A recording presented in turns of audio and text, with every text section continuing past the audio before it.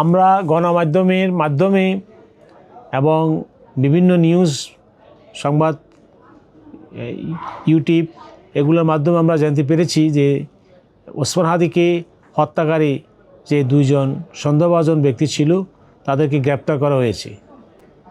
এখন আইনের প্রচলিত নিয়মে বাংলাদেশ এবং ভারত দুইটি পাশাপাশি দেশ, আমাদের ঐতিহাসিক সম্পর্ক অনেক ভালো।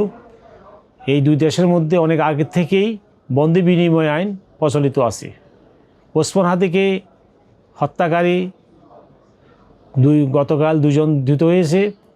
এখন পররাষ্ট্র মন্ত্রণালয় থেকে এবং স্বরাষ্ট্র মন্ত্রণালয় দুজনে যৌথভাবে এখান থেকে রিমান্ডার দিবে ওখানকার পুলিশ প্রশাসন এবং পররাষ্ট্র মন্ত্রণালয়কে, এবং ইন্টারপোলের মাধ্যমে এই গ্রেপ্তারকৃত আসামি দুজনকে বাংলাদেশে সীমা অতিক্রম করে এই দেশের আইন প্রয়োগকারী সংস্থার নিকট হস্তান্তর করবে। এটাই হলো বন্দি বিনিময় আইন।